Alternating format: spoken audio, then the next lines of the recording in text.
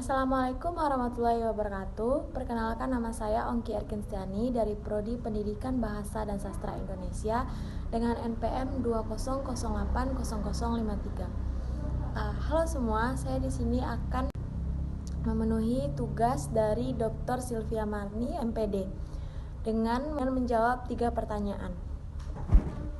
Soal pertama yaitu, apa yang Anda ketahui dan mengapa harus belajar filsafat? Di sini kita harus mengetahui dulu, filsafat itu adalah hal yang penting dalam kehidupan. Karena dalam filsafat mampu menjawab segala pertanyaan dengan metode berpikir yang logis dan tidak terikat norma dan dogma. Filsafat ini berasal dari keraguan dan lain sebagainya. Dengan berfilsafat, kita menjadi seseorang yang kritis. Kita bisa memiliki pemikiran yang kritis apabila filsafat membentuk pemikiran yang diplomatis, yang bisa menjadikan kamu peka terhadap lingkungan sekitar dan juga bertindak anti apatis. Berikutnya yaitu, mengapa kita harus belajar filsafat? Karena filsafat membantu kita memahami bahwa sesuatu yang tidak selalu tampak seperti apa adanya. Dan filsafat membantu kita memahami tentang diri kita sendiri dan dunia kita. Karena dia mengajarkan bagaimana kita bergulat dengan pertanyaan-pertanyaan yang mendasar. Filsafat membuat kita lebih kritis. Filsafat mengajarkan pada kita bahwa apa yang mungkin kita terima begitu saja ternyata salah atau menyesatkan, atau hanya sebagian dari kebenaran. Soal kedua itu, di manakah posisi filsafat jika dikaitkan dengan keilmuan mendidik anak untuk menguasai bahasa dan sastra Indonesia yang sedang dipelajari dalam semester ini?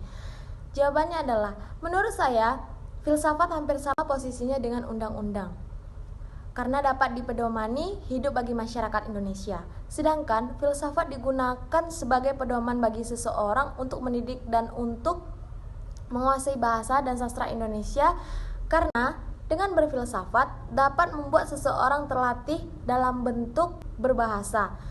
Menurut saya, mendidik atau membuat seseorang itu terlatih agar bisa menguasai bahasa Indonesia, yang paling berperan utama adalah terdiri dari ruang lingkup keluarga. Yang pertama ayah, ibu, dan kakak. Nah, soal ketiga yaitu perbedaan antara pengetahuan biasa dan pengetahuan ilmiah. Pengetahuan biasa ialah pengetahuan yang berasal dari pengalaman dan pengamatan yang masuk akal, yang membuat semua orang akan berpendapat sama dengan kita. Contoh, kita sedang terjatuh dan kita terluka. Bahkan orang lain juga pasti tahu dan merasakan bahwasannya kalau sudah jatuh itu pasti terluka dan sakit. Nah, sedangkan pengetahuan ilmiah yaitu berusaha mencari atau mengintroduksi pola-pola eksplanasi sistematik sejumlah fakta untuk mempertegas aturan-aturan. Baiklah, semua pertanyaan telah saya jawab. Jika ada kesalahan, saya mohon maaf. Sekian dari saya. Assalamualaikum warahmatullahi wabarakatuh.